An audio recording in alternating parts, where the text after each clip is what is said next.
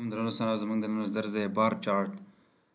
بار چارت هم د مایکروسافټ اکسل د چارتونو د جملې څخه د چارت یوه نوعه ده چې د معلوماتو ښودلو لپاره په افقي ډول کارول کیږي دوستانو. دغه ډول چارتونه عموما په ګروپي یا کټګوري په شکل موږ ته ډیټا ښیي. لکه فر مثال دغه زموږ یو چارت دی د افغانستان د ولایتونو نفوس دی. مثلا وردګ، لوګر، لغمان، روسان، کونړ. دغه هره برخه دا د ولایت نمایندګي کوي. دلته موږ ته ښیي په دغه رنګ کې دا د ولایت ماشومان شمېر ښیي، په دغه رنګ کې ښځینه او په دغه رنګ کې نارینه او دغه نفوس ښیي دوستانو.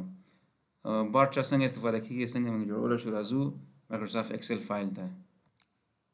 دا دوستانو د مایکروسافټ اکسل یو شیټ دی چې په دغه کې ولایتونه دي، بیا نفوس دی، بیا نارینه، ښځینه او ماشومان چې دغه هر ریکارډ د ولایت نمایندګي کوي دوستانو. راځئ موږ بار چارت جوړوو. مخکې له دې چې بار چارت جوړ شي لومړی دغه په ټیبل بدلوو چې جدول یو ټیبل جوړوو یا جدول ته بدلوو او نوم ورته ورکوو. ټیبل ته بدلوو، هو اوکې. د بیا نوم انتخابوو چې فر مثال پروینس. اوس بعد راځو د چارت د عملي کولو لپاره انسرټ مینو ته راځو. بیا دلته راځو دغه برخې ته دلته لیکل شوی انسرټ کالم اور بار چارت. نو په دې باندې کلیک کوو. دا کالم چارت دی، دا 3D کالم دی، دا بار چارت دی. په دغه باندې کلیک کوو. په هر باندې چې تاسو خوښوي په همغې باندې تاسو کلیک وکړئ او تاسو ته هغه عملي کېږي دوستانو. زه اوس دغه کلیک کوم چې کلیک مې اتومات ما دغه بار چارت په نسبت همدغه جدول باندې جوړ شو. دلته ولایتونه دي، دلته هم ولایتونه تاسو راغلل. همدارنګه دغه نفوس و نارینه او ښځینه او ماشومان دا په دغه برخې تاسو راغله.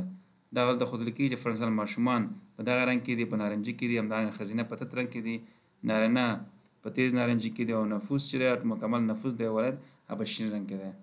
نو دغه دوستانو بار چارت دی. دا ټایټل هم تاسو بدلولی شئ، دې ځینې ایډیټ کولی شئ، یو نوم ورته ورکړئ فر مثال پروینس یا هر شی په پښتو کې یا دري کې یا انګلیسي کې. دلته راځئ تاسو ډیټا لیبل د دې ښیي، لیبل چې دغه ډیټا موږ ته وښیي هر بار باندې یا هر مایل باندې تاسو کولی شئ دغه ډیټا وښیي.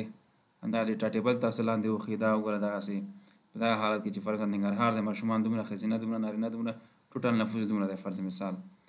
اکسس دا خواته هغه ولایتونو نومونه راشي رانه شي، ټایټل یې راشي رانه شي. دا تاسو ته مکمل یو لارښوونه دوستانو چې څنګه بار چارت جوړولی شو، څنګه په هغې کې تغیرات راوستلی شو. او همدارنګه کولی شئ تاسو دوستانو دلته د هغې ډیزاینونه هم تغییر و تبدیل پکې راولئ. دغه رنګ باندې انتخابوئ، رنګ لاندې فر مثال زه یو بل رنګ باندې انتخابوئ. فلټر هم پکې کولی شئ دوستانو چې فر مثال دلته موږ ته اوس ټول ښیي. زه غواړم چې ټول نه وښیم، فر مثال تنه نفوس غواړم. هر یو چې تاسو خوښوي تاسو کولی شئ هغه انتخاب کړئ.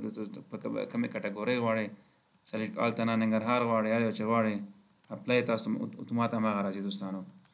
دغه بار چارت. السلام علیکم ورحمة الله.